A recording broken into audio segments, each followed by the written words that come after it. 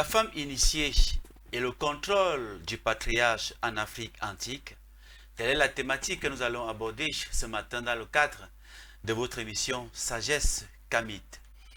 Dans l'Afrique antique, la gouvernance communautaire reposait sur un équilibre subtil entre le patriarche et la femme initiée.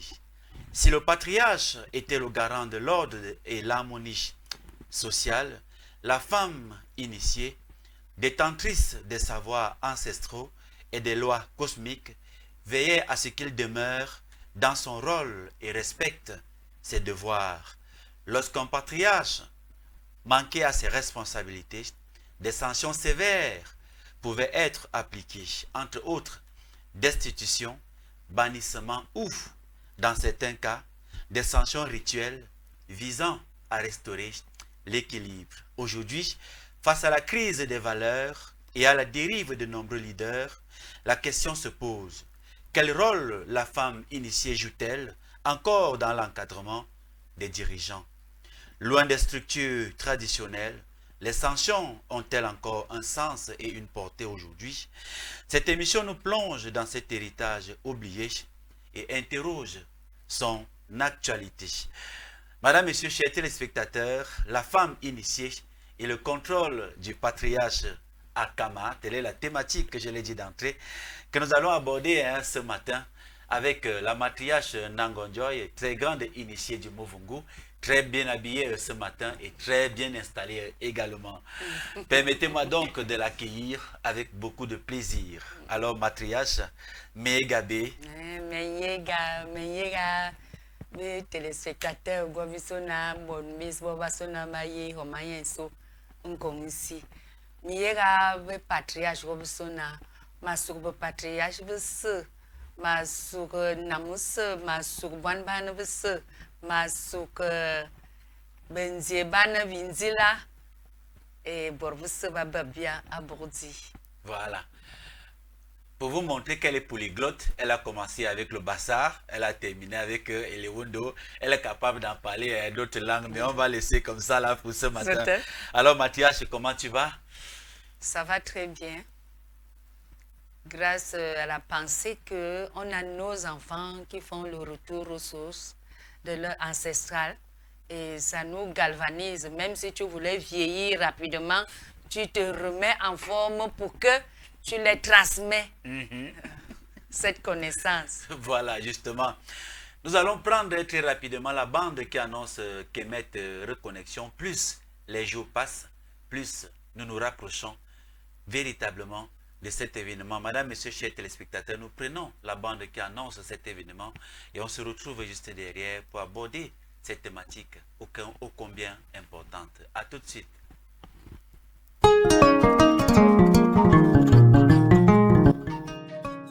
Ils sont venus de loin, des terres du monde entier, pour renouer avec les racines, pour revivre l'Afrique, non comme un souvenir, mais comme une force intemporelle. Après le succès retentissant de la première édition, Kemet Reconnexion revient pour une nouvelle immersion au cœur des savoirs et des mystères africains.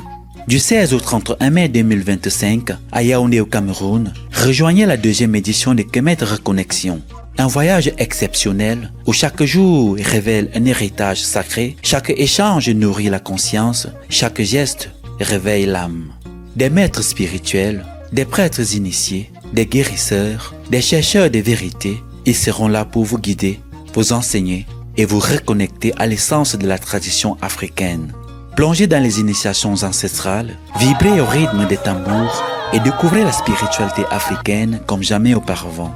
Kemet Reconnexion, parce qu'il est temps de réécrire notre histoire et de faire rayonner l'âme africaine. Du 16 au 31 mai 2025 à Yaoundé au Cameroun, inscrivez-vous dès maintenant pour vivre l'expérience qui changera votre vie. Infoline.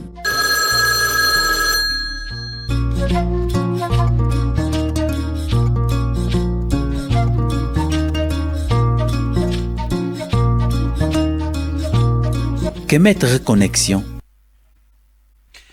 Plus que 2 mois et nous serons plongés dans cette deuxième édition de Kemet Reconnexion. Les inscriptions sont toujours ouvertes. Et je rappelle qu'il y a 4 confréries justement qui sont inscrites à l'ordre du jour comme initiation. Nous avons le Muvungu, piloté par les mains de maîtres, ou alors les mains de maîtresses, par Matriarche Nangonjoy ici présent. Nous aurons également l'initiation au Mbok, qui sera pilotée par le Mbombok Mandeng, que vous avez vu, hein, il y a déjà peut-être 2 ou 3 émissions sur les antennes de Kemet et Télévision. La 3e confrérie sera le Mbon avec Tara Asuzo. Et la 4e confrérie sera le Fa avec Sa Majesté Wendo Mabouf, le prêtre vaudou. Nous sommes à 2 mois de l'événement qui se tiendra du 15 au 30 mai 2025 et à travers le numéro de téléphone qui s'affiche au bas de votre écran. Pour ceux qui souhaitent encore et qui désirent encore faire partie et s'enregistrer, vous pouvez contacter ce numéro de téléphone. On vous donnera, n'est-ce pas, tous les éléments complémentaires et informatifs de ce que sera Kemet Reconnexion 2e édition 2025 qui commence, je rappelle, le 15 mai et s'achèvera le 30 mai. Donc nous avons 2 semaines pleines, n'est-ce pas, ici au Cameroun dans le cadre de cet événement. Voilà, Matriarche, entrons donc dans le sujet de notre émission. Dans l'Afrique antique, Matriarche, quel était le rôle de la femme initiée dans l'encadrement du patriarche? Et je souligne aux téléspectateurs que la semaine prochaine, nous allons faire une émission relative à la célébration de la Journée internationale de la femme, qui est le 8 mars. Parce que de plus en plus, nous constatons beaucoup de dérives de nos femmes, de nos mères, de nos sœurs et autres, liées justement à ce 8 mars, à cette journée internationale. Donc, on va revenir, n'est-ce pas, sur l'historique, sur les fondements même, n'est-ce pas, de la journée du 8 mars et ses corollaires. Alors que dans l'Afrique antique, comme je l'ai dit tantôt, quel est le rôle de la femme initiée dans l'encadrement du patriarche, du patriarcat. Du patriarcat, voilà.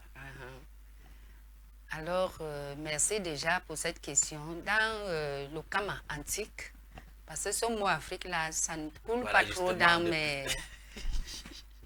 dans ma bouche, parce que je connais déjà la profondeur de ça. Dans le Kama antique, dans le Lon antique, dans le Home antique, c'est la femme qui accouche, qui met au monde l'homme qui est devenu le patriarche. Alors, c'est de cette femme que ressort la sanction. Si le patriarche a fait mal, il a peur de là où il est sorti que non. C'est ça qui m'a donné la vie, c'est ça qui me donne l'être que je suis. Donc là, la femme initiée avait le pouvoir, avait certains mots de passe pour dire au patriarche que ce que tu as fait est mauvais. Ce que la sanction que tu as donnée à tel jugement, parce qu'il n'y avait pas d'abord les chefferies, la sanction que tu as donnée à tel jugement a été fausse. Tu as eu une partie pris, pourquoi? Explique-nous, il faut qu'on reprenne la cause de ce que tu as jugé ou de ce que tu as fait. Et le patriarche, déjà, avant que tu ne sois patriarche, tu as déjà certains dons que tu ne dois jamais faire. Tu ne dois jamais condamner les gens n'importe comment. Tu dois seulement les mettre une mise en garde. Donc, c'est les femmes qui disaient au patriarche que non, celui-ci n'est plus digne de vivre avec les gens dans la société. Et que quand le patriarche même faisait très mal, on lui faisait, quand il s'entêtait à ne pas quitter ce qu'il fait, on ne le tuait pas, mais on l'enlevait, on mettait de côté. On disait, il a voyagé. Dans ce voyage, il n'était jamais revenu. Il avait fait l'émigration ailleurs. Bon, j'ai entendu certaines histoires aussi à la venue de l'Égypte ancienne, qu'il y avait certains rois qui quittaient leur royaume et ils émigraient. C'est comme ça que les patriarches quittaient aussi, ils émigraient ailleurs.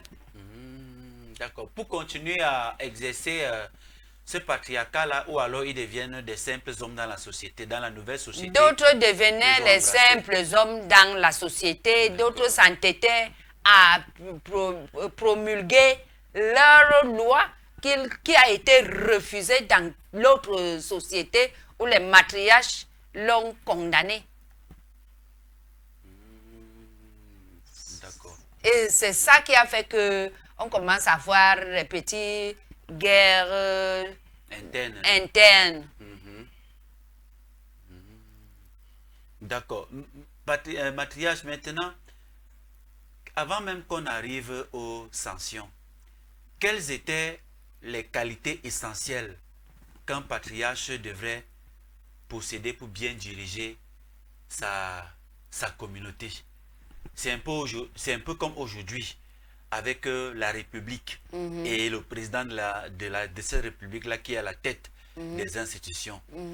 Il doit avoir une certaine rectitude morale, il doit être sincère, il doit être honnête, il ne doit pas se lier à certaines choses qui ne correspondent pas à son titre. Est-ce que c'était la même chose pour le patriarche? Les qualités essentielles qu'un patriarche devait posséder justement pour bien diriger sa communauté. Les qualités essentielles qu'un patriarche devait avoir pour bien diriger sa communauté étaient déjà d'être humble, d'écouter sa société, son entourage, donc son conseil. Donc c'est-à-dire c'est notable. C'est notable, oui. C'est notable. Après, il devait aussi, parce que le patriarche, tu ne pouvais jamais être patriarche, parce que les patriarches comment on appelle ça comment en français, quand quelqu'un n'est jamais allé vraiment dans la tradition. Donc les patriarches des livres qu'on a aujourd'hui n'étaient pas un culte. Voilà. Donc, un patriarche devait entrer en brousse. On te laissait, parce que la forêt à l'époque avait les éléphants, les lions, tous les animaux féroces là. On te donne donc les attributs qui chassent ces animaux. Tu vois, on te donne ça chasse. Quand tu reviens, là alors, tu as un numéro de patriarche. On appelait, par exemple, le patriarche de Ngui. Donc, tu étais dans la zone d'Engui. Comme le Numgi que nous avons aujourd'hui. Oui, donc tu étais dans le truc d'Engui. Deux fois, les lions, dans la zone là où il y avait la caverne des lions, là où il y a les éléphants. Ngui l'a renvoyé à Lyon, ou alors animaux féroces. Il y avait les animaux. Il y avait les lions, il y avait les éléphants. On savait que ce patriarche, ses totems, c'est les lions, ses totems, c'est les éléphants, ses totems, c'est les serpents, ses totems, c'est tel animal. Donc, quand tu reviens, donc, on te donne ton nom de patriarche. Quand tu reviens de cette zone-là. Parce que si tu t'es mal préparé, en salle, arrivé là-bas, les animaux là vont te tuer, manger. On dit seulement, il est parti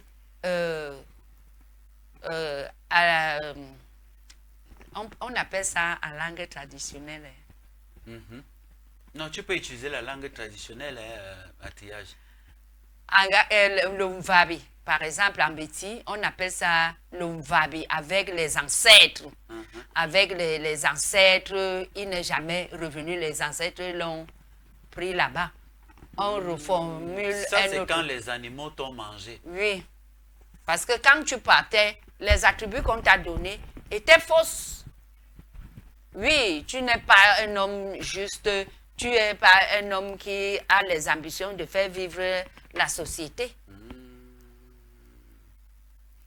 Et quand les animaux te mangeaient, on venait donc dire à la communauté qu'il est parti et puis les ancêtres l'ont pris. Oui. C'est quand un patriarche meurt, comme on a perdu vraiment une matriarche de Muvungu. Ngobayiha. Elle était en Kinglikok chez moi. Elle est morte et on a enterré directement. Donc, comme elle a dit, on l'a enterré directement. Il ne fallait pas que les gens viennent voir son corps et tout seulement.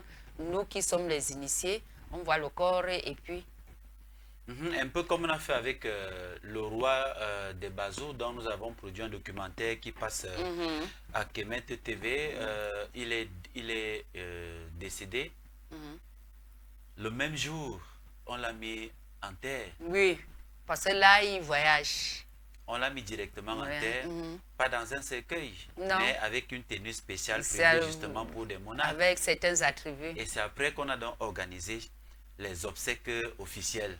Et pendant ces obsèques officielles, on est venu avec une caisse comme un cercueil parlant de l'ombre du roi. Donc parce que le roi lui-même a déjà été mis en terre depuis le jour où il est tombé. Comme cette dernière, la Ngobayiha, elle était Madame Kouré. C'est elle qui était une grande sagesse. Elle était une grande sagesse, elle nous conseillait beaucoup pour les stratégies de guerre. Parce que c'était une guerrière, hein. Elle ne se fatiguait jamais. Même s'il fallait qu'elle fasse le champ, en s'asseyant sur le banc, elle circule, elle laboure. Après de 100 ans, à moins de 2 ans pour atteindre 100 ans, c'était facile pour elle, hein. Ça alors, elle continue d'être forte et de travailler. Et de travailler. Malgré son âge avancé. Malgré son âge avancé, elle habiterait ses enfants. Très important. Alors, matriarche, comment est-ce que la femme initiée que tu es, par exemple, s'assurait-elle que le patriarche respectait ses responsabilités? Quel était le moyen de suivi, n'est-ce pas, du patriarche en tant que femme initiée, n'est-ce pas, pour s'assurer effectivement que le patriarche respectait les responsabilités qui étaient siennes? Oui, sans même voir le patriarche, la femme, vous connaissez déjà que peut-être, comme il y a un patriarche qui est loin d'elle, même à 5 km de là, sans le voir, il connaît déjà par la gestation du village, la gestation surtout spirituelle. Parce que la sentence du patriarcat, en clair, commence spirituellement par les ancêtres. Donc, quand ça commence, cette gestation commence par les ancêtres, tu te rapproches du patriarche, tu lui tires un peu un souffle, tu vois 2, 3 matriarches de Muvungu, tu lui souffles que non, voilà ça, c'est un souci, il faut arranger avant le temps. Donc, c'est ce qu'on faisait au patriarche. Et là, du coup, le patriarche se ressaisit. Parce qu'on dit qu'un seul main ne peut pas attacher le paquet. Il se ressaisit, il dit oui, voilà ce qui doit se passer. Voilà ce qui doit se passer.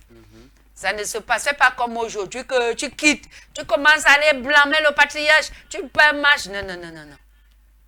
Non. Les ancêtres déjà n'aiment pas ça. Matriarche, quels sont les signes qui montraient qu'un patriarche commençait à mal gérer sa communauté? L'agitation dont tu parlais là consistait à quoi? Quels sont les signes palpables comme ça là, au-delà du plan spirituel? Parce que seuls les initiés comme toi pouvaient s'en rendre compte effectivement qu'il y a déjà un problème au village. Maintenant, sur le plan physique et matériel, quels sont les signes justement qui montraient que le patriarche commençait déjà à mal gérer sa communauté?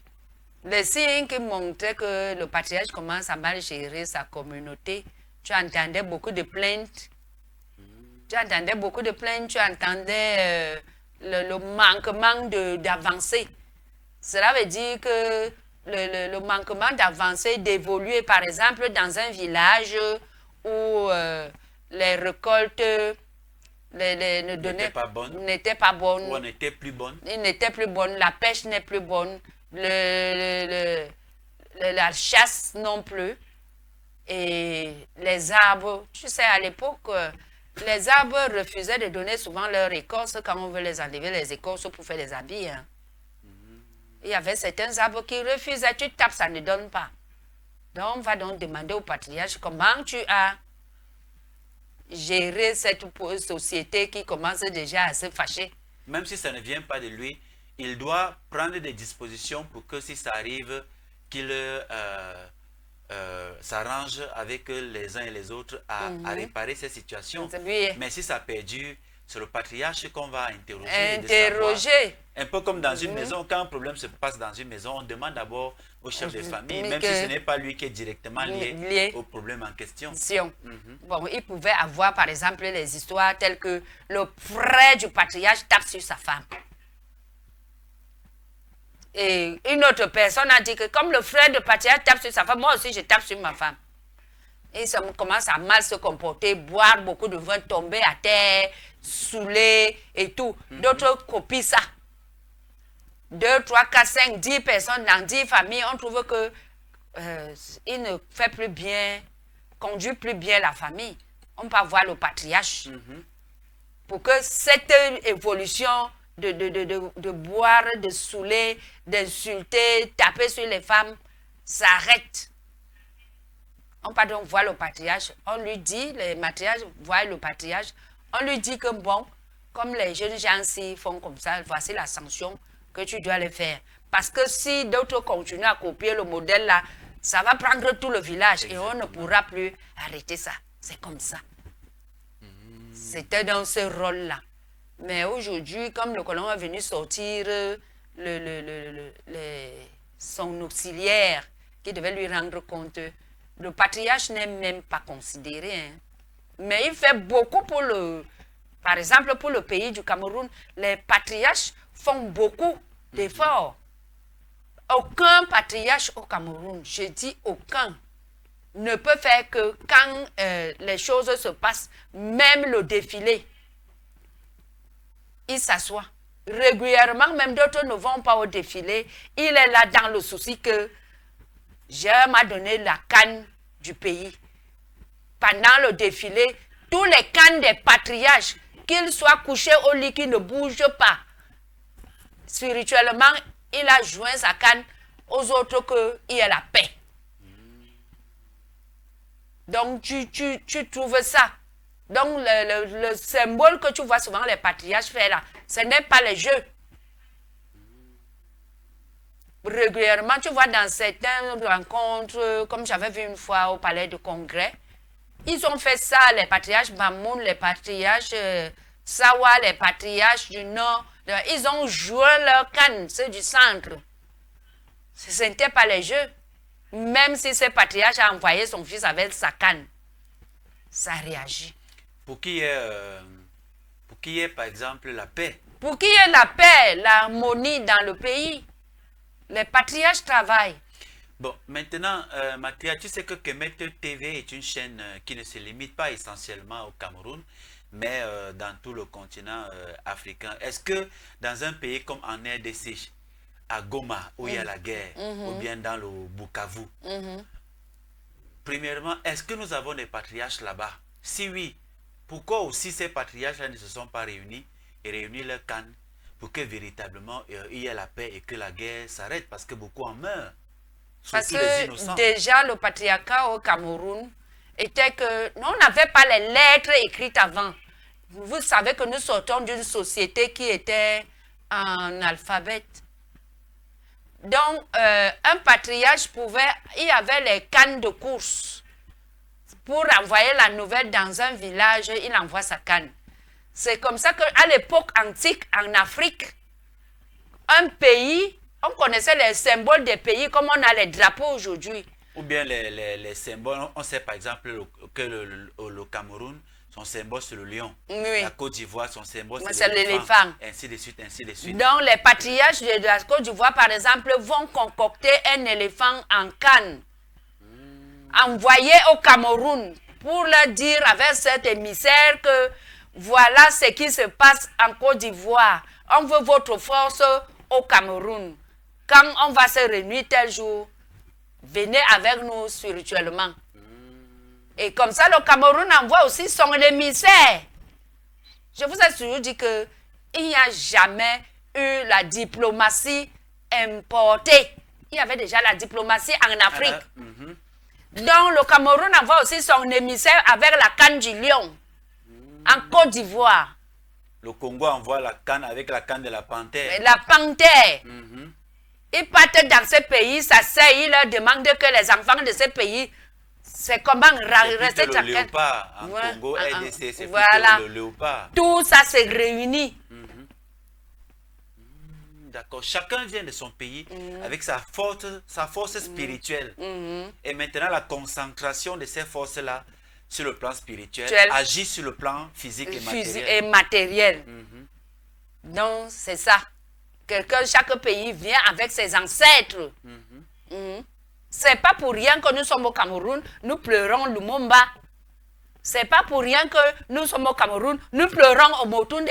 C'est pas pour rien que les gens sont, par exemple, en Côte d'Ivoire, pleurent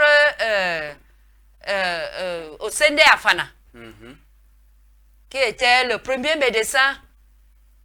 Puisque dans l'un des récents discours du jeune président du Burkina Faso, Ibrahima Traoré, il a parlé de la lutte de libération de l'indépendance du Cameroun et il a cité les Oumyobé et Ernest Wandji et autres. Or, il est burkinabé. Il est burkinabé. Effectivement. C'est comme ça que toi aussi, tu vas aller en Côte d'Ivoire, tu trouves un petit dispensaire avec le nom de Sélé Afana. Tu dis que c'est lui, il est au Cameroun, comment je viens lui retrouver en Côte d'Ivoire? Donc, il y a des choses comme ça. Que nous sommes seulement, nous, le patriarcat d'aujourd'hui, avec les peuples modernes, nous sommes seulement désorganisés. Parce que selon, comme tu dis, en principe, nous, Kemtu, Africains entre nous, n'avons pas de problème. Nous n'avons pas de problème. Nous n'avons pas de problème. Seulement, on a porté négligence à nos traditions, négligence à nos conduites, négligence à nos façons de voir et d'écouter. On a envie d'écouter, par exemple, quand je veux chanter, tondore, tondore, tondore, tondore, tondore, tondore, barangodan, c'est le balum, tondore, c'est le mewa, c'est les lames, tondore, young mewa, warrior, tondore. On dit, qu'est-ce que la maman la chante? Hey, pour le camp, c'est un matriage. Tu vas entendre, hey, papi chulo, papi de tu peux oh, oui, c'est ça qui coule, c'est ça qui marche. Mais quand je veux venir chanter, au lieu que tu comprennes que la chanson que la matriage chante là, ça me concerne. Ça me concerne, puisque l'Africain ne chantait pas pour rien. Hein? C'est pour cela que chaque pays a un hymne national. Tu as l'hymne national, tu as les chansons pour danser pour ton pays. Si tu ne connais pas faire la cadence de Mangambe ou de Bikoutsi ou du nord dans ton pays, si tu ne voyages pas, si tu n'exprimes pas, si tu ne connais pas parler à Oussa, danse quand même la musique à Oussa. Si tu ne connais pas parler Bamleke, danse le Ben Sikin Bamleke. Si tu ne connais pas chanter, parler Bassa, danse quand même la Siko Bassa. Hein? Pourquoi tu es Camerounais, tu peux pas faire l'amour avec une Congolaise? Voilà. La danse que vous faites là-bas en cachet, c'est la danse de quoi? Donc, le monde veut la paix. Le monde veut la paix. Il faut qu'on s'entende par la paix. Hein? C'est pour cela que moi, je ris souvent quand quelqu'un dit que je déteste telle tribu. Je déteste, je ris. C'est l'aliénation, ils n'ont rien compris. Je ris. C'est l'aliénation. Je ris. C'est le comportement des gens qu'on dit que ce n'est pas bon de se comporter comme ça. Comme ce qui se passe aujourd'hui au Cameroun avec ce pseudo-tribalisme. Parce qu'en réalité, ce n'est pas le tribalisme. Il y a un Douala qui passe le temps à stigmatiser les Bamileke sur les plateaux de télévision. Mais il est tellement ignorant parce que, vu son âge, c'est lui quand même qui devait donner des conseils. J'ai fait un post Facebook dans lequel j'ai rappelé de façon polie à ce monsieur que tu es Douala, tu insultes les Bamileke. Mais sais-tu que l'ancêtre éponyme des Banganté s'appelait Kembedje, c'est un Douala. Voilà. Donc les Banganté sont les descendants des Douala. Il faut rentrer dans l'histoire. Voilà. Donc en insultant les Bamileke, tu es en train de t'insulter toi-même. Tu t'insultes toi-même. Voilà. Hein? Tu vas trouver par exemple dans mon village, comme on était là au deuil de la matriarche, tu vas trouver que son premier petit-fils, sa belle-fille, est Bamileke. Donc, c'est lui qui faisait, il disait que elle a envoyé ses petits-fils au pays Bamileke pour apprendre à parler le Bamileke. Il a policier, si je l'appelle là maintenant, tu vas entendre comment il s'exprime en Bamileke. Donc, elle dit à sa belle-fille que va d'abord faire apprendre la langue maternelle à tes enfants. Voilà chez ta mère. Il faut fréquenter d'abord là-bas avant de revenir ici. Parce que si tu ne fais pas comme ça, les enfants vont se perdre. Alors que dans certaines familles, il n'y a que le français. Hein. Justement, comme moi par exemple, moi j'ai eu cette malchance-là parce que je viens d'une mixture entre mon père qui est Yabasi de Yingi et de Bandem et ma mère qui est Banganté. Ce qui fait que c'est toujours le français qu'on a eu à parler à la maison. Mais heureusement, moi, comme j'ai commencé à grandir avec mon grand-père maternel, ça fait que j'ai au moins maîtrisé la langue maternelle de ma mère. Bon, maintenant, quand on allait également en congé à Yabasi, j'apprenais quelques mots en Bandem. Ce qui fait qu'aujourd'hui, même si je ne parle pas couramment, mais je connais quand même certains mots. Or, ce n'est pas la même chose avec mes petits frères qui ne parlent que le français et c'est extrêmement dangereux.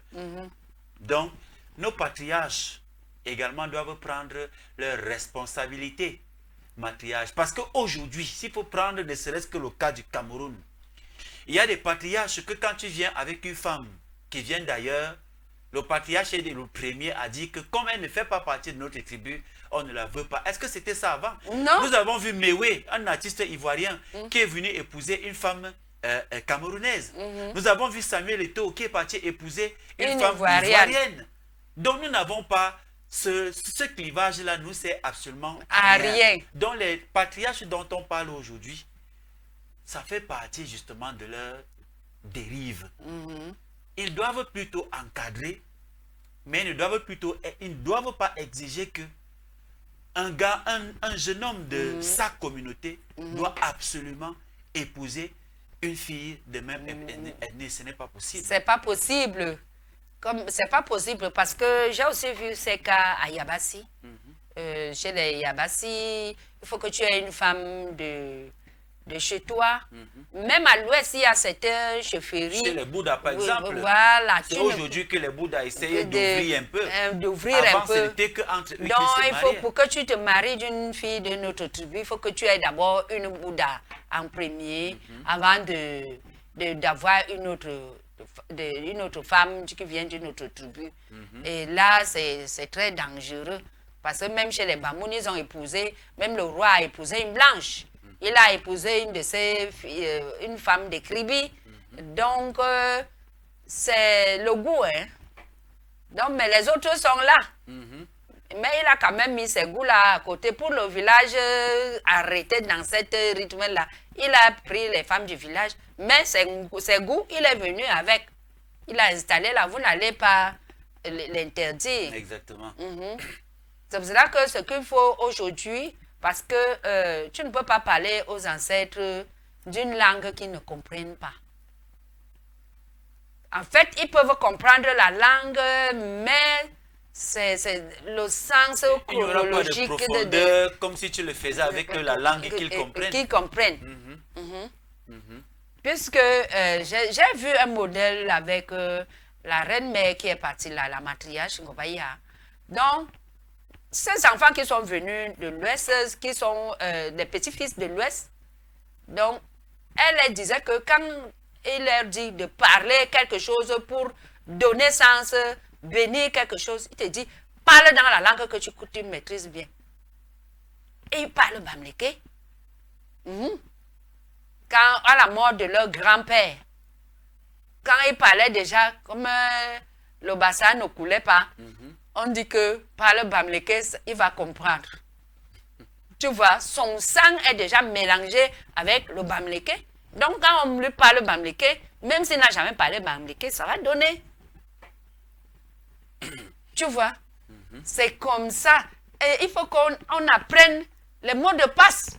Prenons les cas de nos gens de l'autre côté. La société bonbon. Est-ce que tu peux savoir que tu peux fabriquer tous les bonbons du monde entier, tu ne pourras jamais atteindre le niveau de bonbons? Et t'as dit quoi, Mathieu? C'est-à-dire que c'est cette famille qui fabriquait le bonbon. Et ils ont laissé le mot de passe qui n'est pas lié à la langue officielle mondiale, connectée mondiale, conquise mondialement pour le bonbon. Non, ils parlent français d'origine, qui n'est pas le français qu'on parle aujourd'hui. Donc, ils ont un mot de passe, une constitution de passe. Et ils connaissent aller dans leur cimetière, demander le modèle des bonbons à leurs ancêtres chaque année. Ils continuent d'en fabriquer. Qui continuent d'en fabriquer, ils viennent les laisser les nouvelles donnes qui sortent des ancêtres. Par contre, chez nous, ils sont venus nous dire qu'il ne faut plus qu'on parle aux ancêtres. Tu es avec ton enfant, tu es patriarche, tu n'as jamais appris à ton enfant comment on parle aux ancêtres. Hein? C'est dangereux, c'est comme fait là. Tu ne seras plus là, qu'est-ce que tu laisses donc à ta communauté? Et à ces enfants-là? L'église va venir lui dire que prends ça, tu pas jeter, c'est le diable. Hein? Si tu restes avec, c'est ça qui te fait tous les problèmes. Pendant que tu es là-bas, tu te bats, que tu veux venir lui transmettre ce que tu as trouvé là-bas chez les ancêtres, ce qui t'ont dit de ramener dans ta progéniture. Et là, tu vas trouver qu'on a déjà fait la messe que pas totalement, ne reviens plus désormais, tu vas venir déranger. Oui, tu pars, ne reviens plus, ne regarde plus derrière, pas devant. Mais ne regarde plus derrière, il a laissé les gens derrière avec les problèmes, avec les maladies, avec tout ce qu'on a là. Tu vas vous dire de partir sans regarder derrière, c'est quoi? Que les patriarches se remettent vraiment au travail, sur la ligne. Sur la ligne. Il faut avoir, on ne refuse pas qu'il y a les esprits, mauvais esprits. Mais il faut avoir un discernement spirituel que dans ta vie, même si tu as été un patriarche décidé, cela veut dire que ceux qui portent les attributs des patriarches, étant ministre là et tout. Comme certaines femmes qui se moquent parfois de la matriarche, oui, elles portent les cannes avec le pot de pain. Oui, elles peuvent porter la poubelle là. Oui, on s'est moqué de moi comme ça, le nous femmes. Pourtant, elles sont vides. Oui, elles portent les mèches brésiliennes, elles portent ceci. Tu regardes même ce qui couvre là, les cils, les ongles. Elle a fait les études en France et tout et tout. Et moi, j'ai fait mes études dans la plaine forêt. Et la différence est assez nette. La différence est assez nette. Je ne peux nullement me présenter devant vous sans avoir ma tenue d'identité. C'est comme ça. Elle a parlé de ces choses-là, c'est un truc là, donc, elles se sont moquées de moi là-bas, mais j'ai dit, et je leur ai parlé parce que c'est un séminaire qui concernait les femmes qui partent avec les autres femmes, que arrêtez d'accoucher, donnez vos utérus aux hommes, accouchez les enfants. Hein? Comment ta mère meurt? Tu dis que ta mère est sorcière, et là, tu accouches un enfant que tu donnes Serena, Vorenez, eux-mêmes les noms que tu connais. Ça. Mais matriarche, mais ça veut dire que fondamentalement que les patriarches d'aujourd'hui ont échoué. Parce que ces filles-là appartiennent quand même à une communauté quelconque. Quel est donc le rôle de ces patriarches pour que ces filles-là tombent dans ces dérives-là, comme l'homosexualité, par exemple. Oui. Comme l'homosexualité, les patriarches doivent régulièrement s'asseoir dans leur village, appeler la communauté, Voilà. leur dire que, comme vous voyez là, voilà ce qui se passe dans ce village. S'il y a un type, un fils qui fait ça, arrêtez. Parce qu'ils ont toutes les possibilités d'arrêter. Quand ils demandent aux ancêtres, ils arrêtent ça. Ça s'arrête. Si dans tous les villages au Cameroun, chaque patriarche dit que non, moi je ne veux pas l'homosexualité, je ne veux pas la guerre, je ne veux pas ceci. Et même si tu viens avec les comment on appelle le chevrotima, ça ne va jamais donner. Exactement.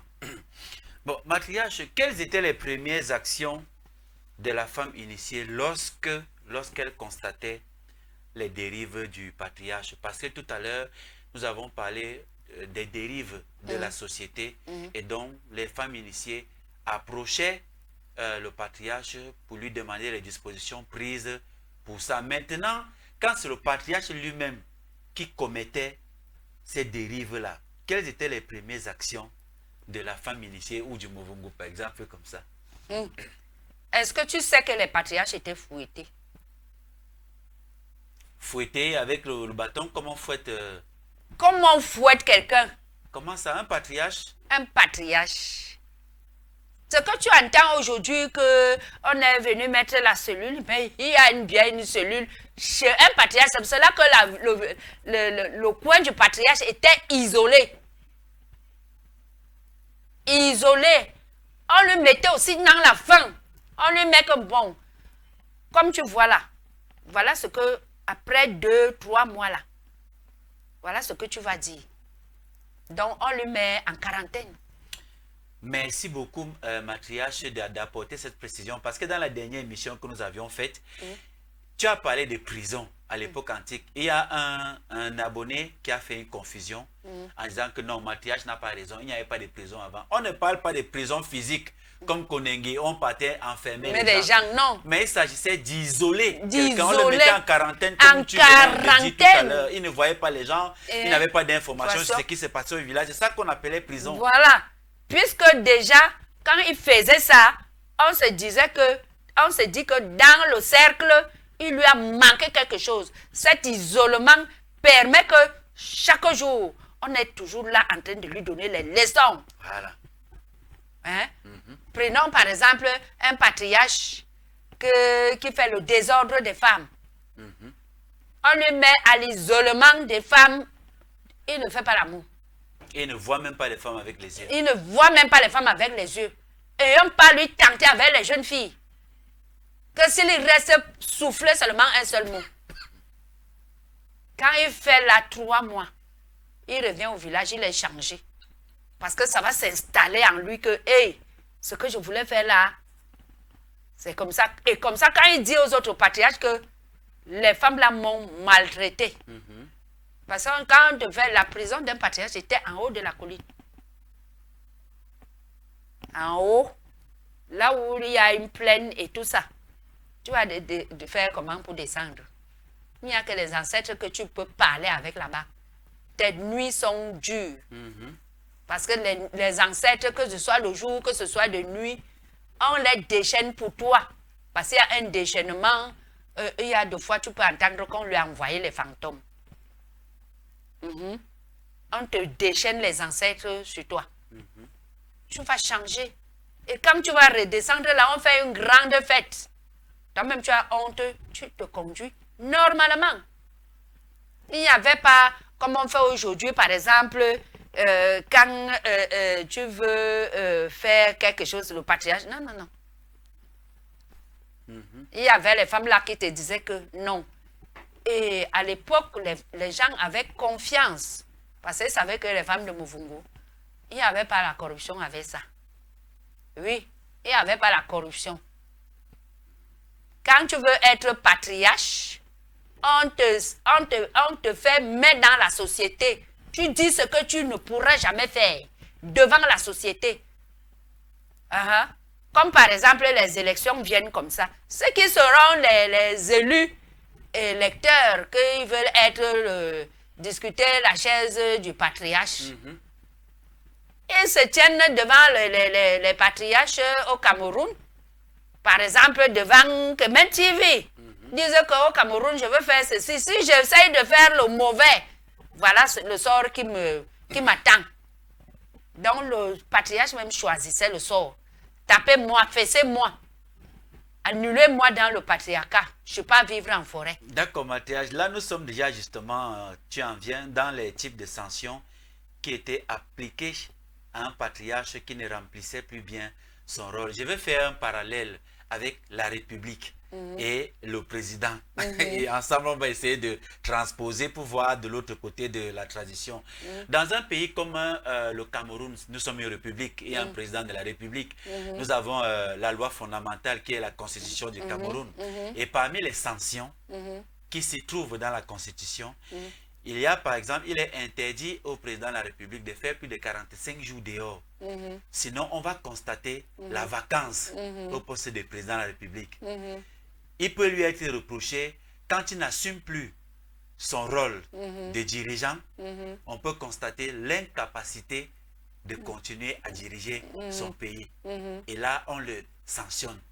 Bon, maintenant, si on fait la transposition sur le plan traditionnel, alors quelles sont les sanctions qui étaient infligées au patriarche et jusqu'où les sanctions pouvaient aller? Est-ce que ça pouvait aller jusqu'à la destitution? Tout à l'heure, tu as dit qu'on fouettait même le patriarche. Bon, maintenant, jusqu'où les sanctions pouvaient aller avec le patriarche? Est-ce qu'on pouvait aller jusqu'à la destitution, jusqu'au bannissement même du patriarche de sa communauté?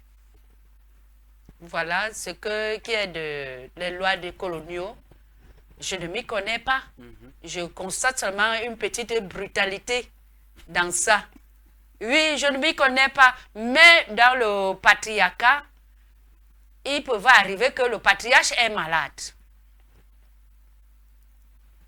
Il y a les, comment on appelle ça, les assesseurs, les gens qui sont avec lui. Oui, c'est notable. C'est notable. Tout ça, oui. Maintiennent le pays avec certaines traditions comme les femmes Movungu, par exemple. On sait que le patriarche est malade, il se soigne. Par exemple, il peut aller dans chez un guérisseur qui est dans un village lointain pour se soigner et le guérisseur envoie la nouvelle qu'il en a pour 1 an. Ça ne pouvait pas créer sa destitution. Mais quand le colon est venu, il a mis donc les limites là, 45 jours. Le colon, tu as oublié de dire quelque chose, que le colon a dit que quand il veut déjà enlever un président, par exemple, on tue l'autre. Les coups d'État. Les coups d'État. Est-ce que ça existe chez eux en Europe? C'est pour cela que moi, je félicite les gens qui travaillent avec notre père ici. C'est les bons gens, c'est bien, ils sont bien. C'est que nous, les patriarches, on n'a pas seulement l'argent, on n'a rien pour leur donner, seulement nos prières et nos courages. Parce qu'ils sont des gens très galants. On a déjà insulté notre président, il est vieux, il est ceci, il est cela, mais ils sont toujours là, en train de garder leur papa, leur père. Ils sont ils sont des enfants qui ressortent de la tradition. On voit que ces enfants-là sont sortis des ventres des enfants, de leur mère. Ils ont eu une éducation, une bonne éducation. Ils sont bien éduqués. Ils ont le respect. Ce qui fait que même si quelqu'un se représente demain, comme par exemple, président, il veut être président de la République aux élections, c'est qu'il va demander à son père la succession. Oui, puisque même le colon a laissé la succession en Afrique. Moi, je ne sais pas pourquoi les gens sont aujourd'hui étonnés que le président est vieux, il faut qu'il quitte, il faut... je ne vois pas le président européen qui a 15 ans. Mais est-ce qu'il n'est pas le vieux Mathias? Il doit aussi aller se reposer. Non, on est en Afrique, on fait respecter nos vieux. Pourquoi tu ne peux pas prendre la chaise de ton grand-père au village? Tu lui dis que tu es vieux, assois-toi à côté. Hein? Comment c'est le président de la République qui est vieux qu'on veut destituer? Mathias, toi et moi, nous savons que au village, n'est-ce pas, quand le grand-père sent qu'il est déjà en train de perdre ses forces, mais qu'est-ce qu'il fait? Il y a quelqu'un qui l'a commencé à initier depuis longtemps, au point où s'il n'est plus là aujourd'hui, au moins c'est celui-là va prendre la relève. Maintenant, qu'en est-il de notre président? Il ne travaille pas avec les gens. As-tu une information? Il ne travaille pas avec les gens. Moi, je ne connais même pas trop les gens qui travaillent avec. Mais je connais que quand je suis en paix au Cameroun, je mange chaque jour, je ne cours pas dans la rue comme en RDC. Les gens qui travaillent à côté de lui, lui étant déjà fatigué, je sais que les gens là ont un 10 sur 10 pour le travail. Moi, je l'ai fait comme les nôtres. Moi, je leur fais confiance. Moi, je ne les fais pas confiance. Même s'ils font comment. Est-ce que ce n'est pas aussi le destin du pays Cameroun qui fait en sorte que nous soyons en paix et que les ancêtres de ce pays ont décidé qu'il n'y aura véritablement pas de guerre dans ce pays, même comme on ne va pas négliger la guerre qui se passe dans le nord-ouest et le sud-ouest, parce que c'est une guerre interne, c'est pas une guerre avec un autre pays. Est-ce que ce n'est pas aussi le destin du pays? Pourquoi est-ce qu'on va attribuer à cela? Moi, je ne les fais pas confiance, Mathias. Non, moi, je les fais confiance parce que chaque jour, on sort dans la rue et on ne court pas. Parce que même n'importe comment, quelqu'un ne peut pas faire le bien totalement, même chez lui. Hein? Il est difficile que quelqu'un se lève le matin pour que toi tu sois en paix. 7 heures, il est déjà au travail. Dormir, il dort tard dans la nuit parce que lui, il travaille. L'amour même, il fait un sursaut à tout hasard. Hein, pour faire ses propres enfants à la maison. Mais pour quel résultat alors, matriarche? Nous n'avons pas d'eau. Ils sont des sacrifiés. Nous n'avons pas. Dans ta famille, tu as déjà vu que tu as dit à un enfant que lave les assiettes le matin. À 16 heures, tu reviens trouver les assiettes là, non? Un samedi, tu reviens trouver ça. Combien de fois un chef de quartier? Combien de fois un chef du village? Combien de fois un président de la République? Tu as les gens qui sont têtus. Tu as les gens qui ne marchent pas vite. Mais ils marchent quand même. Il faut qu'on mette seulement, nous aussi, les demandeurs de ces faveurs-là, qu'on mette la patience. Qu'on mette on les encourage à aller dans le bon sens. Parce que quand on les critique aussi, on les tape, on les insulte, ce n'est pas bon. Il laisse alors, il dit que bon, je ne fais pas. Je reste aussi là. Matriarche, le problème avec le Cameroun, c'est que le Cameroun n'est pas une monarchie. Toi, comme tu es... Monarchie, c'est quoi? Ne parle pas souvent les grands mots quand on parle. Oui, c'est pour dire que, comme toi, tu es grande initiée du Movungu, tant que tu ne décèdes pas, on ne va pas mettre ton successeur. Ça, c'est la loi traditionnelle. Or, le Cameroun, comme beaucoup d'autres pays, c'est la République. Et les réalités de la République, c'est que le président a un mandat précis. Et après un mandat renouvelable une fois, on remet tout à zéro, il y a des élections. Pourquoi est-ce que ceux dont tu dis qu'ils sont à côté du président de la République, qui est un patriarche, je respecte ça, parce qu'avoir 92 ans n'est pas donné à n'importe qui. Moi, je respecte ça. Pourquoi est-ce qu'ils ne peuvent pas lui dire que, Pépé, nous on constate que, comme il y a les élections en octobre 2025, nous on se rend compte qu'à 93 ans, c'est déjà lourd. Maintenant, toi, tu vas garder ta casquette de patriarche et tu vas même être le conseiller de celui qui va prendre le pouvoir avec ta grosse expérience que tu as eue. Pourquoi est-ce qu'ils ne peuvent pas lui dire d'aller se reposer? Est-ce que c'est normal qu'on taxe le Cameroun comme le pays qui a le plus vieux président au monde? Est-ce que c'est normal que nous voyons notre président de la République à un sommet à la télé? Il marche pratiquement comme si... Est-ce que ça fait galant? Est-ce que ça fait esthétique, maquillage? Ce n'est pas possible quand même aussi. Attends, Mao Tse-tung fait combien de temps en Chine? Oui, mais sauf que chez eux, ce n'était pas la République. C'était la monarchie. Comme nous voyons par exemple aujourd'hui au Maroc. Il ne peut jamais avoir des élections au Maroc. Quand le roi Mohamed II va mourir, c'est un autre qui va le succéder. C'est jusqu'à sa mort. Si nous avons choisi la République, il faut bien qu'on respecte les institutions et notre constitution. Moi, c'est parce que je ne comprends même pas cette histoire de diplomatie coloniale là. Je ne peux que parler du patriarcat. C'est ce que moi je vois.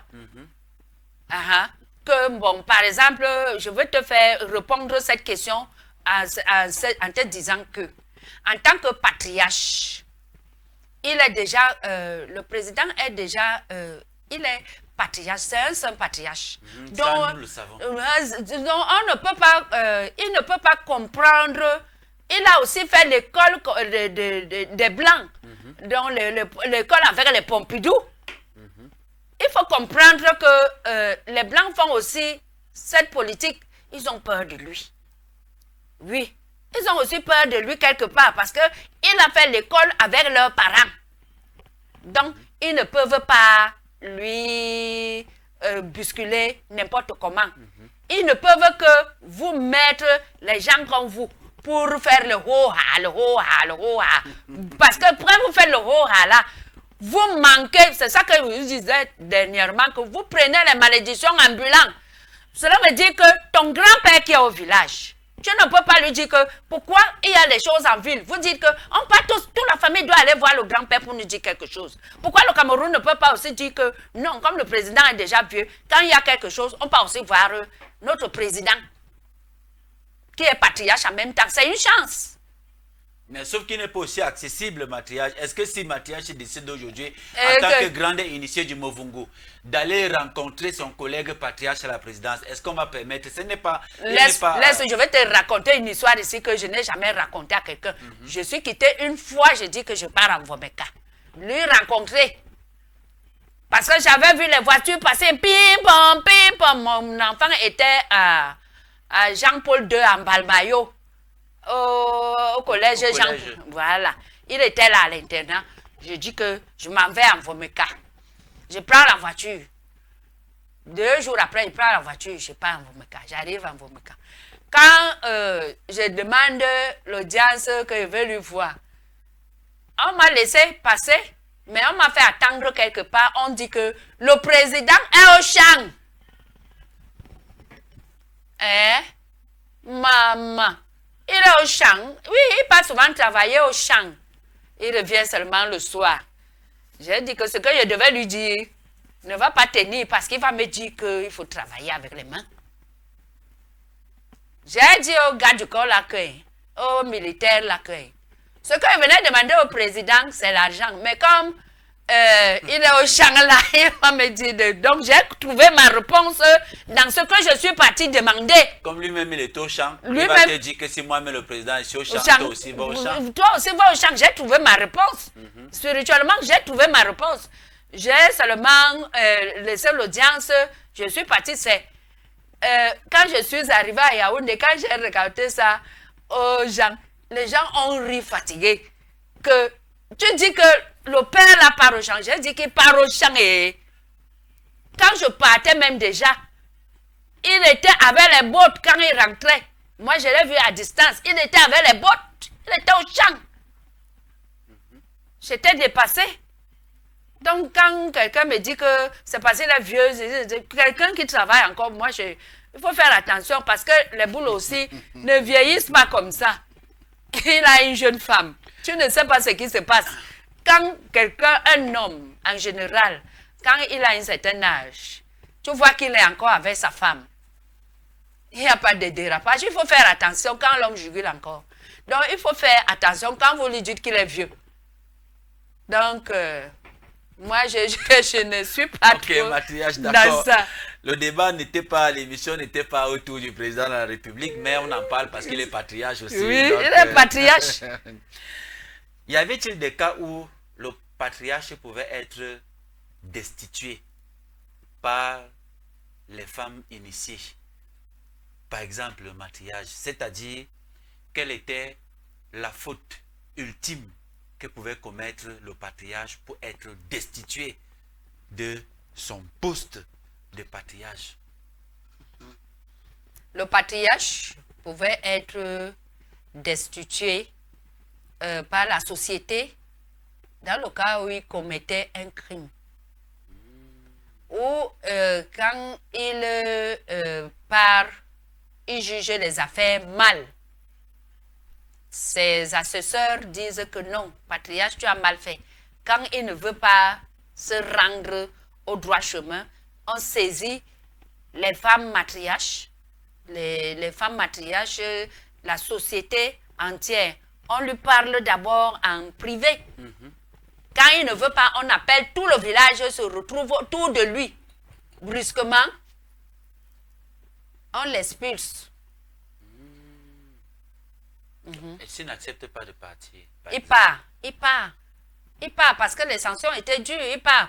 On ne le brutalisait pas parce que tu le touches, tu prends la malédiction. Mais lui aussi, s'il refuse aussi la société, il prend aussi la malédiction. La malédiction venait des ancêtres. La malédiction venait de la nature. Parce qu'on t'a donné certains attributs, on te reprend la force là. Tu vois? Donc, on ne touchait jamais le patriarche brutalement. Comme ça, là, tu poses la main. Non. Bon, matriarche, maintenant, dans ce cas de figure, puisqu'il était le garant spirituel de sa communauté, maintenant qu'on le destitue et que peut-être on le bannit, forcément, ça créait spirituellement un déséquilibre dans la communauté. Alors, quels sont les rituels ou alors les cérémonies qui accompagnaient ces sanctions pour rétablir justement l'ordre dans la communauté? Après les sanctions là, si on a banni, on a chassé un patriarche du village qui est parti dans une route inconnue, on remettait un autre patriarche en séminaire, en formation, je ne sais pas comment, au couvent, pendant 9 ans. 9 ans. Et tous les chefs de famille, les matriarches et autres, il y avait les éclaireurs dans le village. 9 ans, c'est pas beaucoup? Oui! 9 ans? C'est pas beaucoup, c'était 9 ans. Et pendant ces 9 ans, comment fonctionnait la communauté? Et si celui qu'on avait choisi était déjà aussi un peu âgé, plus 9 ans avant de s'asseoir sur la Non, chaise? on prenait régulièrement, on prenait les jeunes. Et pendant ces 9 ans, comment fonctionnait la communauté? La Sur le communauté, sur le plan, chaque personne préservait le patriarche de chaque famille. Donc, les matriarches et les chefs de famille préservaient les familles dans la coutume du patriarcat. Il était à l'initiation de 9 ans, mais il était assis sur le trône du patriarcat. Donc, quand il y a quelque chose, on appelle la communauté. On se réunit autour de lui. Quand il est déjà mature, quand on lui met déjà la force patriarcale totale, là, on pouvait lui laisser seul prendre certaines décisions. Mais entre-temps, les 9 ans là, il y avait toujours, quand tu pars exposer quelque chose, il est là, mais il appelle toujours le reste. Par exemple, moi j'ai une énergie que je dois donner au patriarche. L'autre a une énergie qu'il doit donner au patriarche. L'autre a une énergie qu'il doit donner au patriarche. On ne lui avait pas encore donné toutes les énergies là. Donc c'est quand il y a quelque chose, il appelle donc toutes les énergies, ils se réunissent. Tout le monde attend bien 9 ans pour lui remettre toutes les énergies. Pour qu'il soit désormais autonome. Autonome. Mais matriarche, toi en tant qu'initié, est-ce qu'aujourd'hui, au XXIe siècle, ça se passe encore exactement comme ça? C'est-à-dire, si un patriarche est peut-être destitué, ou alors s'il est même mort, ou bien alors, est-ce que celui qui va être remplacé, c'est encore 9 ans? Parce qu'à l'ouest Cameroun, par exemple, comme le roi Bazou qui est décédé, dès qu'on a arrêté son fils, on l'a envoyé au Lakam. On a parlé plutôt de 9 semaines.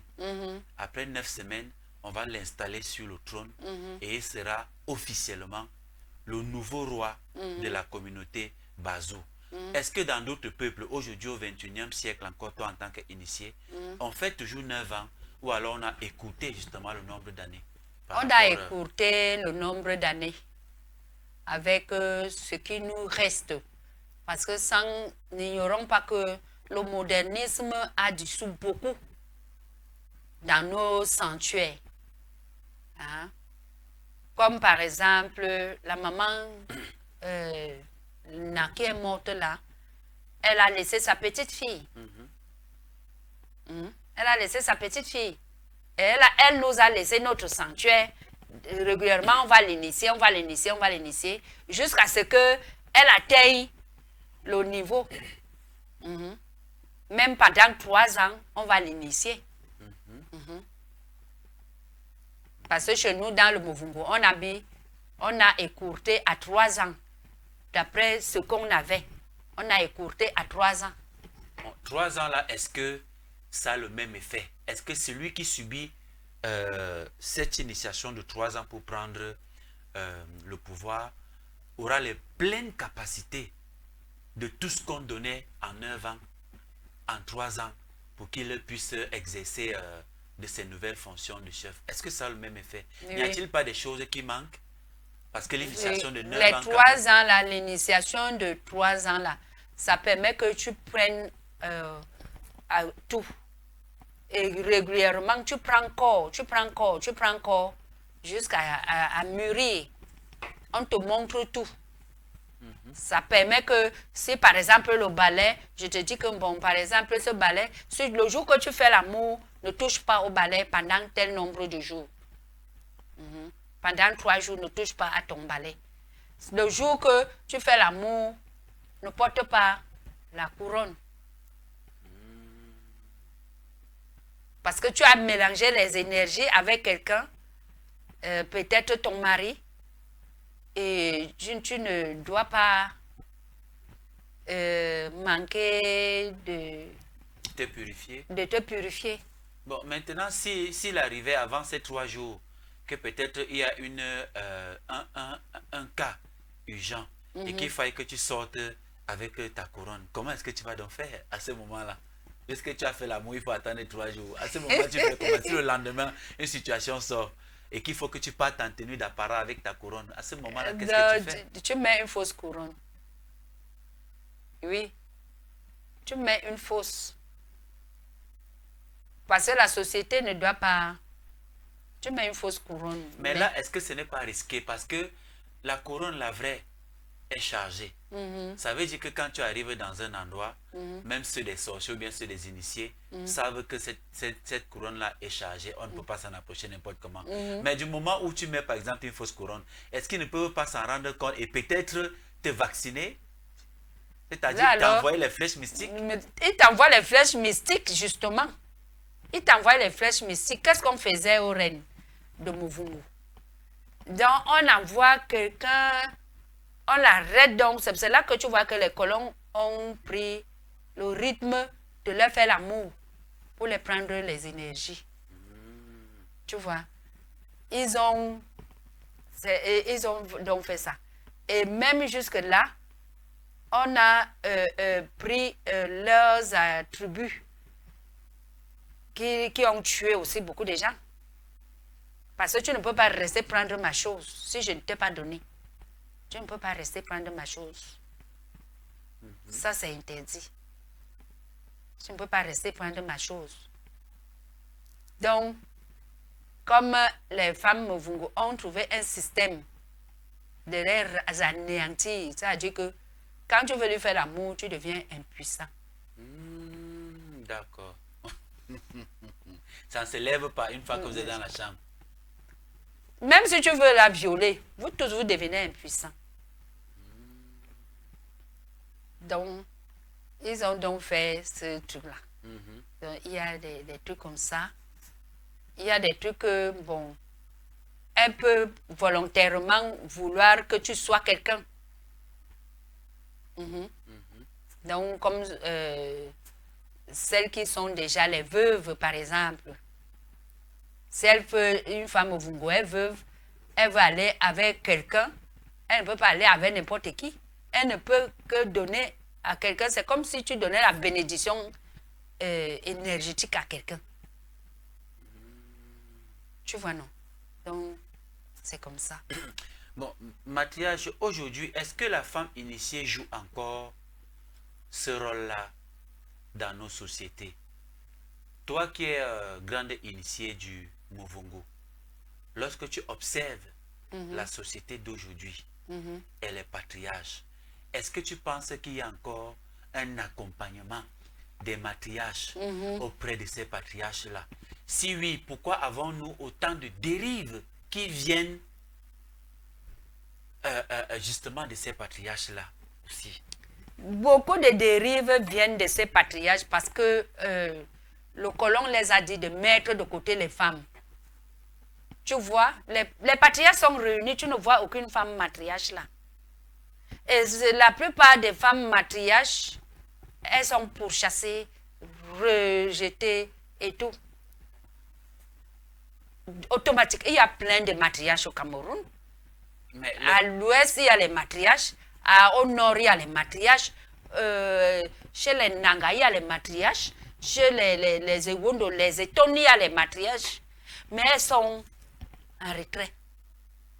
Parce que c'est le colon qui a voulu que ce soit comme ça. mais le colon- La chefferie même des femmes, c'est récent qu'on prend les femmes dans les chefferies. Et ça a été une guerre. Et jusqu'ici, ce n'est pas accepté. Donc, tu vois que les femmes matriarches sont cachées. mais les colons ne sont plus là aujourd'hui et les patriarches exercent. Mais la leçon est restée. pleinement. Ils ont laissé les gardiens. Ils ont laissé les gardiens qui sont les gens qui sont là, les chefs. Ils ont laissé les gardiens. C'est le chef qui va commencer à bannir. La femme ne peut pas faire le patriarcat, le matriarcat. Il y a une matriarche, Were qui est en Côte d'Ivoire. Elle a essayé de faire ça, amener les femmes à se montrer matriarche, mais ça a été dur pour elle. On l'a menacée. Elle a finalement quitté le pays pour aller en Côte d'Ivoire. Elle a été traumatisée. Bon, maintenant, matriarche, qu'est-ce qu'il faut donc faire? Est-ce que toi, en tant que matriarche du Muvungu et qui écume les médias, tu as le courage de dire ce que tu penses dans les médias? Est-ce que à travers toi, les matriarches ne peuvent-elles pas faire un plaidoyer pour soumettre justement dans ces chefferies-là pour que les patriarches reconsidèrent Le matriarcat. les positions et l'importance de l'accompagnement de ces matriarches-là dans la gestion de leur pouvoir? Justement, c'est ça qu'il faut. Comme le mot dit là dehors, que c'est de ça qu'il s'agit. Donc, c'est de ça qu'il s'agit, que les pouvoirs traditionnels joignent les femmes. C'est ça qui les manque. Parce que tu ne peux pas accoucher un enfant seul sans avoir la femme. Sinon, les enfants des robots qu'on voit aujourd'hui, qu'on fabrique dans les appareils là. Mais la femme matriarche doit aussi prendre ses responsabilités. Tu sais, matriarche, naturellement, l'homme, dans son orgueil, aime bien ce qu'on appelle l'affirmation de soi. Est-ce que tu penses que le patriarche prendra l'initiative par lui-même d'introduire les femmes? Est-ce que ce n'est pas les matriarches de le faire? Comme je l'ai dit tantôt dans une émission ici, là, j'ai fait presque 20 villages au sud où j'ai rencontré des chefs traditionnels qui étaient des femmes. Ça n'a pas été facile, mais elles se sont imposées.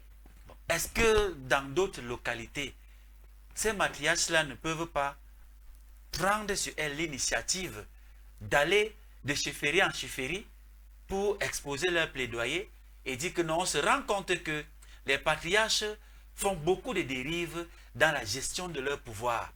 À l'époque, ça s'est passé comme ça et il est encore important aujourd'hui que les matriarches s'introduisent, n'est-ce pas, dans l'encadrement de la gestion du pouvoir. À ce moment-là, ils vont commencer petit à petit, n'est-ce pas, à vous intégrer, à organiser des réunions pour vous écouter et maintenant à vous intégrer au fur et à mesure pour que justement nous ne voyons plus de dérives aujourd'hui où nous voyons des patriarches qui sont patriarches et c'est eux qui cherchent les femmes des gens dehors. Dehors. Ils sont patriarches. Ils sont dans les hôtels, les auberges, les auberges. Voilà. Les trous. Et C'est il n'y a quoi? plus de dignité, respect de respect. à leur endroit. Or, nous savons l'importance que même la femme simple joue dans nos foyers. À plus forte raison des matriarches. Les comme vous. matriarches. Moi, je pense qu'il faut que vous preniez une initiative de commencer à faire ce travail-là. Un matriarche. La société Nous, en on le dépend, fait hein. déjà, on fait déjà ce travail.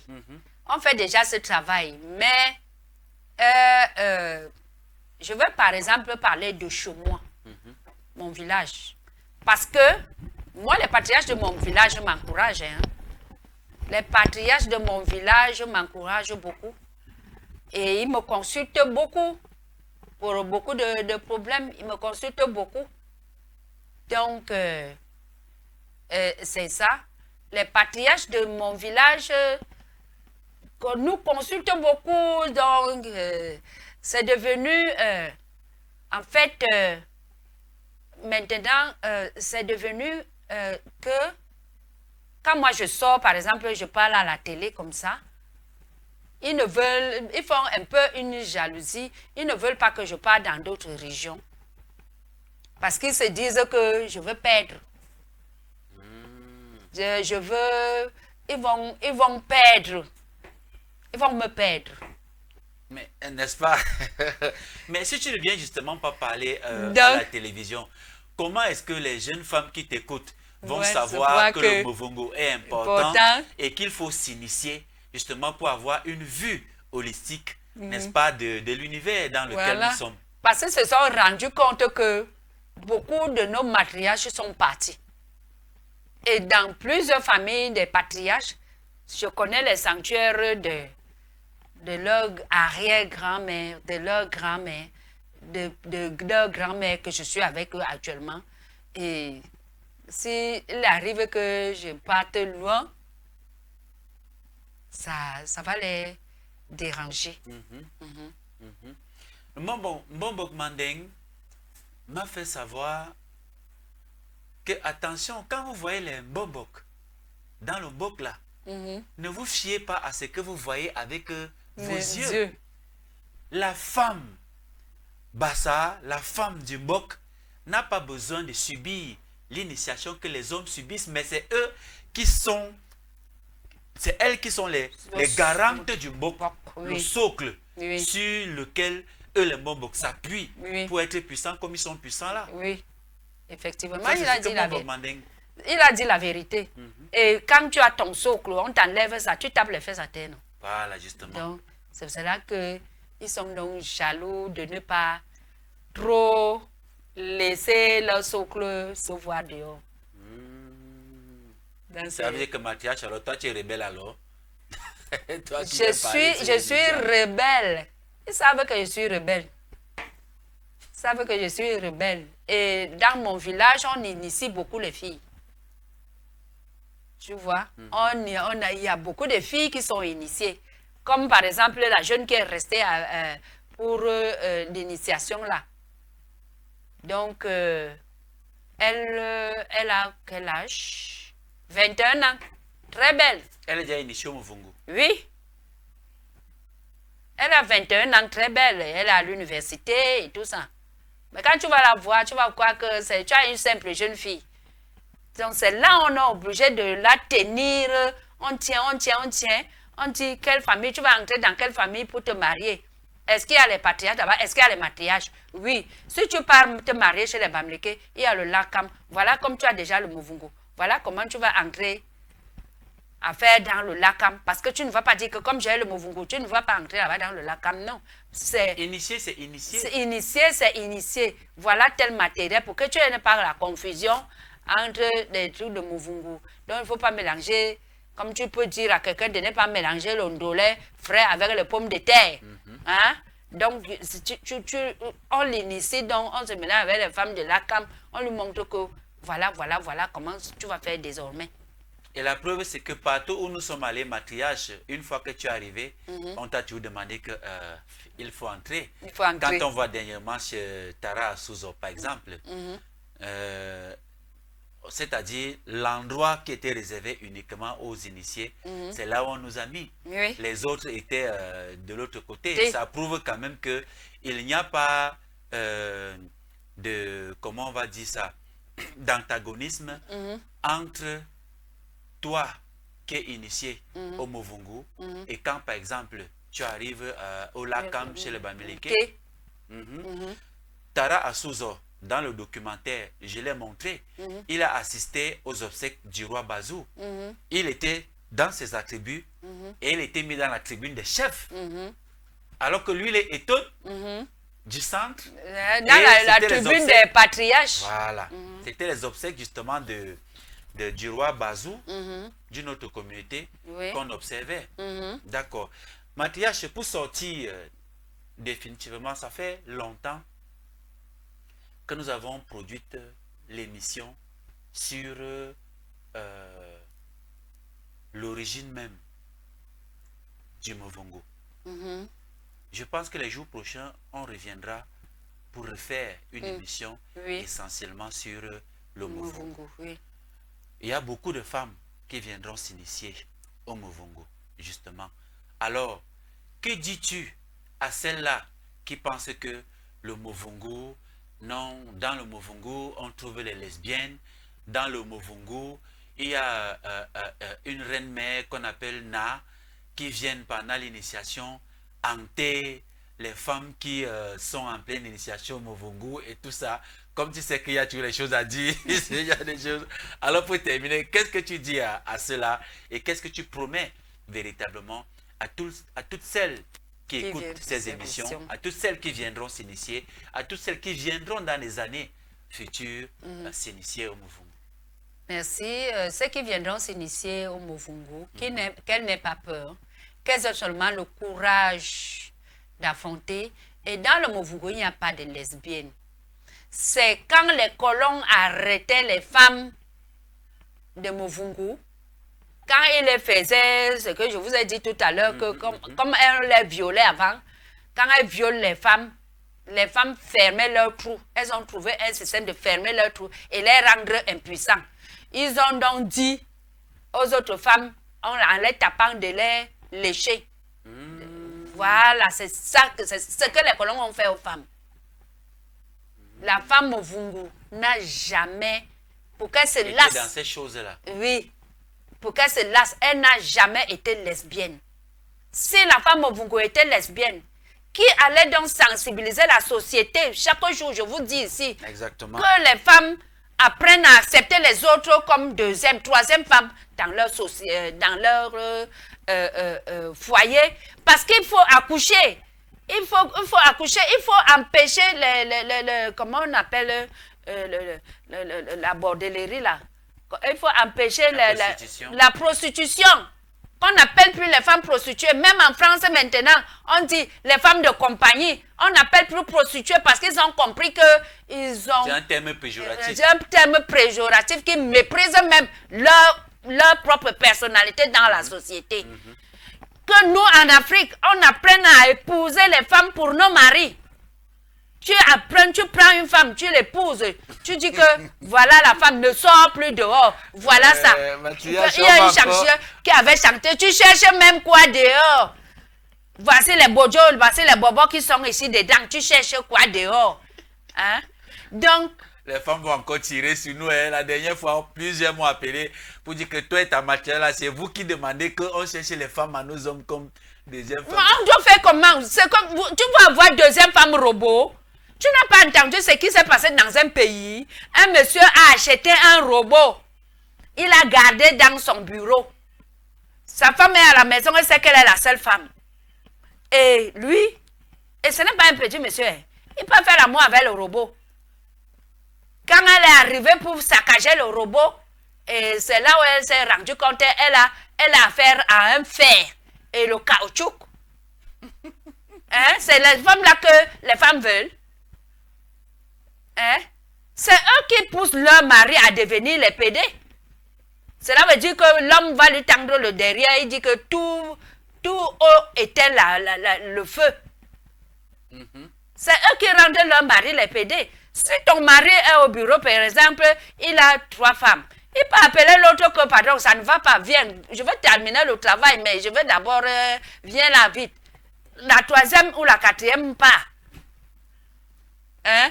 Elle pas satisfaire le mari, il reste travailler tranquillement. Mathias ne dit que la vérité. Hein, donc... Moi, je vous dis, hein, moi, on tire sur moi, il y a même une femme qui m'a censuré, elle m'avait promis si elle était, mais maintenant, hein, elle ne me donne plus ça. J'ai dit que ça ne fait rien, maman, je ne peux que te dire la vérité. La vérité. on a la promiscution des villes, qu'on voit là, comment on appelle ça, le recensement et tout. C'est la promiscution des villes. Regarde pas, par exemple, dans les zones forestières là, c'est vide.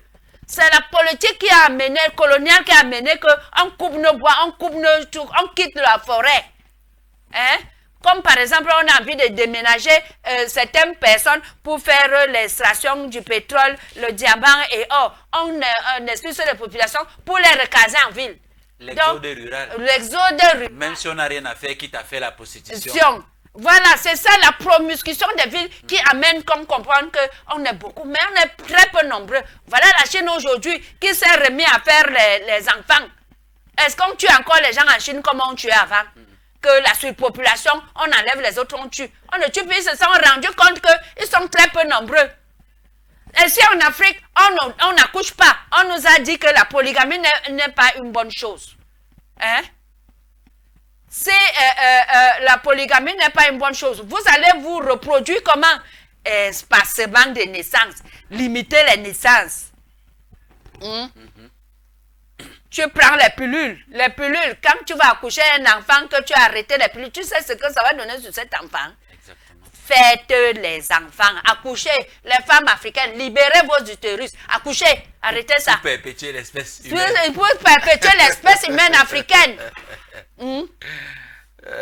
Si tu es trop jalouse que ton mari fait les enfants dehors, ne te fais pas les ennemis. Hein. Je dis que si tu as perdu un peu les eaux dehors, là, ramène les enfants là-dedans. Mais ça doit quand même être encadré, hein, Mathia. On ne demande pas aux gens d'aller faire le désordre aussi. Non, non, non. J'ai dit que c'est la femme même qui part t'épouser la femme. Donc cela veut dire que tu dois bien te comporter au prière d'elle. Exactement. Pour qu'elle comprenne que non, il faut que je lui prenne quelque chose parce qu'elle t'aime. Elle t'aime. Moi, je vois les femmes comme ça, ils épousent. C'est pas pour rien que même légalement dans les lois coloniaux, quand tu veux prendre une deuxième femme, on te dit, va signer. La première femme doit venir signer. On demandait ça pourquoi? Pour qu'on soit sûr que les deux femmes sont au courant. Que elle est d'accord. Et moi, je tire le chapeau. Si j'avais les médailles à donner à ces dernières, le jour que j'aurai l'argent, je vais donner les médailles aux hommes qui ont la polygamie. Parce que ils sont les hommes vaillants. Merci Mathia, ça arrivera. Merci pour ton coup de gueule de ce matin. La semaine prochaine, nous allons aborder une thématique très importante également. Nous allons parler de la journée internationale des droits des femmes. En fait, ce n'est pas la journée internationale des femmes, mais c'est la journée internationale des droits des femmes qui s'est transformée aujourd'hui en des dérives, c'est-à-dire incompréhensibles. Il est important, Mathias, qu'on fasse une émission là-dessus, une fois de plus, pour recadrer nos femmes qui passent autant ce jour-là à porter le cabas et aller se saouler dans la gueule, profiter également pour tromper leur mari, pour dormir dehors, et les conséquences qui s'en suivent au lendemain de cette fête-là. Donc il est de notre responsabilité également de ressortir véritablement l'origine de cette fête, de cette journée internationale des droits des femmes, et pour que nos femmes soient plutôt éduquées, elles doivent faire des séminaires, des colloques autour de cette journée internationale pour discuter entre femmes ce qu'elles peuvent apporter davantage pour le développement de leur communauté, de leur société, au lieu de se retrouver dans des bars, à boire, se saouler la gueule. Et chaque jour sur les réseaux sociaux, après cette journée, vous voyez des femmes qu'on a filmées dans des caniveaux, vous voyez celles qui ont fait des accidents, vous voyez celles qui ont trompé leur mari. Et ça crée énormément de problèmes. Si un seul instant, cette journée était faite pour cela, à quoi donc bon de continuer à la célébrer? C'est la thématique que nous allons aborder la semaine prochaine, justement, Mathias. Voilà, c'est ça. Merci. Merci d'être venu.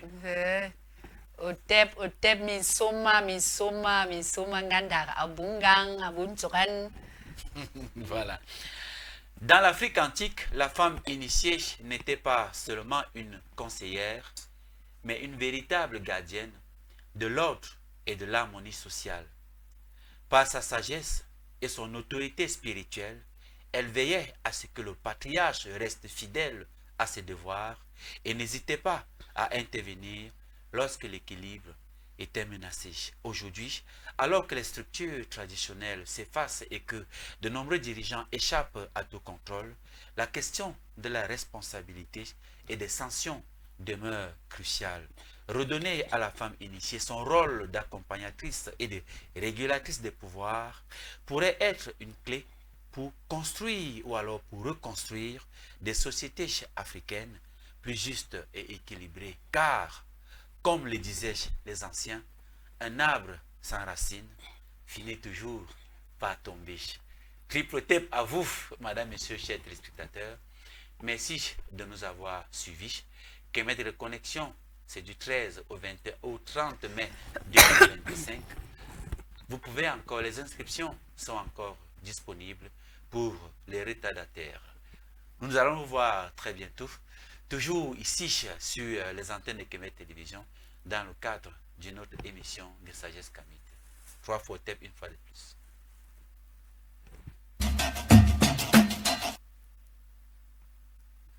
Ok. Isomao.